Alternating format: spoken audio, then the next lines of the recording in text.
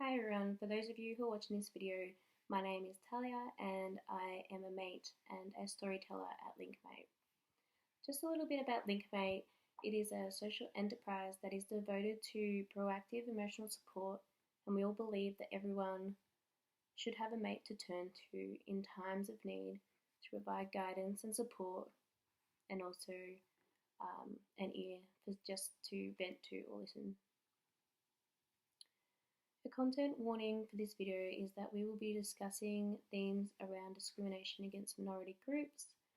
Particularly in my experience, I will be discussing the LGBTQIA+ community, as well as the disability and including like the physical and mental health side of that. So if you do find that this is a bit hard to hear, and you are struggling to get through the video, please pause or even just stop the video so that you can practice some self-care.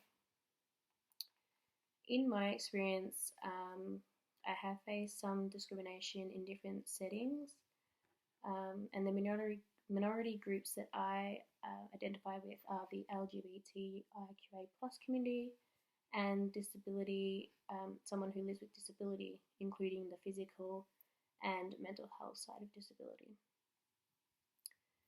So the settings that I have faced discrimination would have been in the employment and housing situations, as well as just generally accessing different services. So particularly for employment, it is hard to find workplaces that are safe for people who do identify with the LGBTQIA+ community, and also even more difficult for someone to provide a safe space for those identifying with that community, as well as those who identify as someone who has a disability.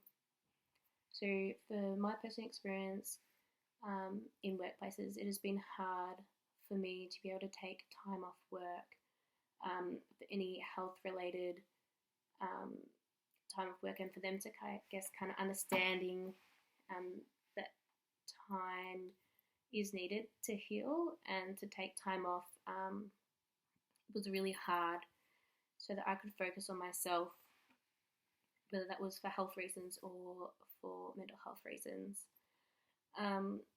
So generally it is hard to find a workplace who's accepting of both different things and will be accommodating to my needs, whether it's reducing hours to work or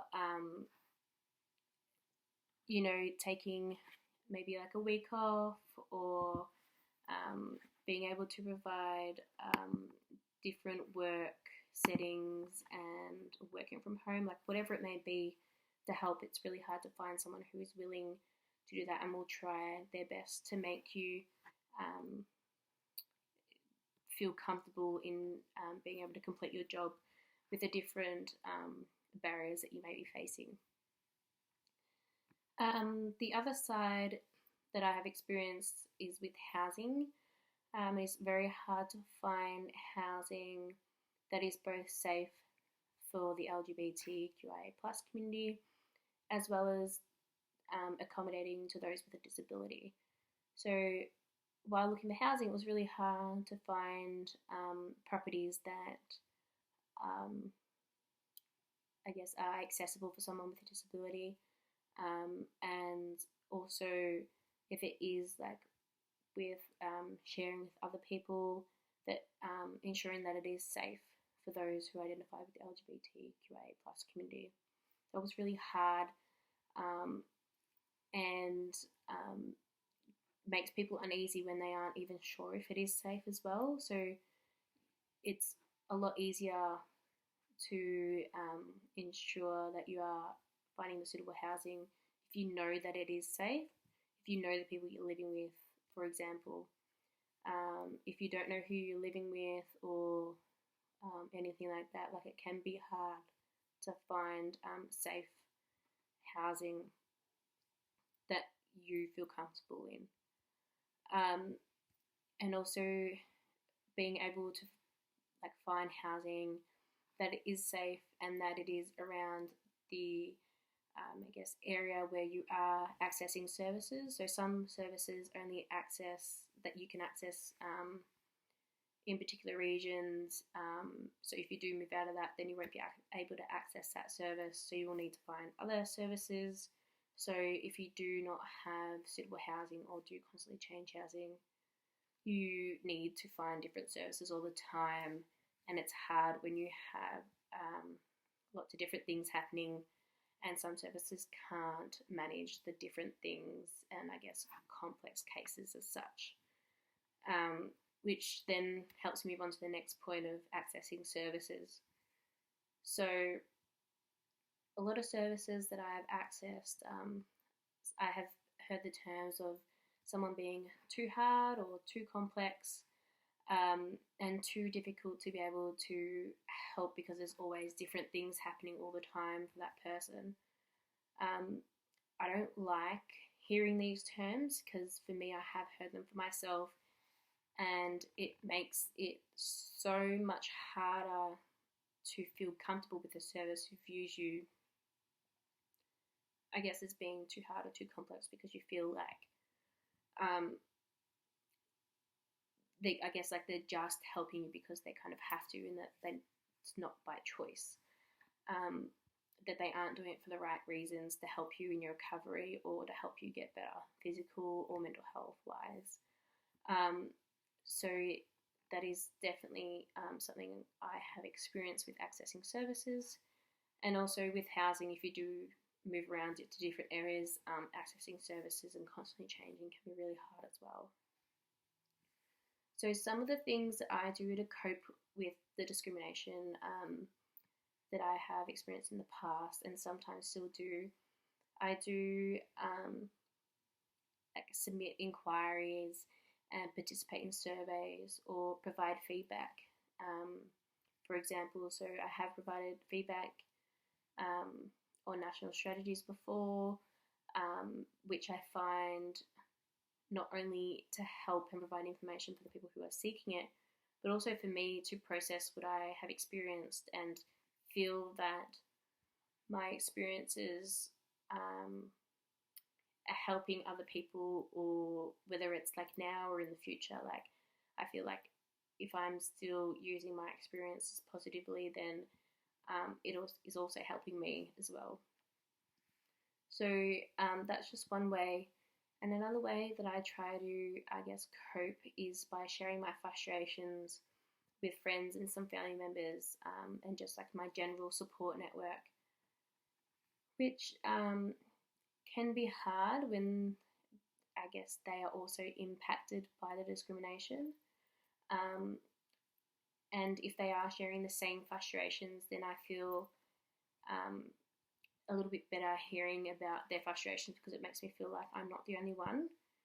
Even though I know that there are so many people out there who are facing the same sort of discrimination, you don't really hear about it a lot, and you have to be in the right spaces to be able to hear and see and hear the stories of other people. So being able to share the frustrations is really nice, especially when they are also trying to impact change, big or small. And I guess not everybody can impact or have the resources to impact the bigger change that is needed, but just impacting change small is so important as well. Like, you know, if a friend or family member feels that they can't voice their opinion in certain situations, whether it's like a therapist or a GP or medical professional of some sort, like to be able to sit there with them before their appointment to calm the anxiety or even support them through the appointment, it's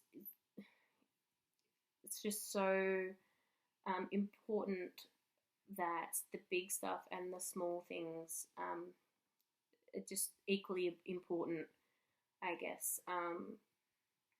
And so, as well as like impacting the bigger change and that, there's also so many things that you could be doing that may seem small but could impact someone largely, and impact their recovery and, I guess, help them move forward as well.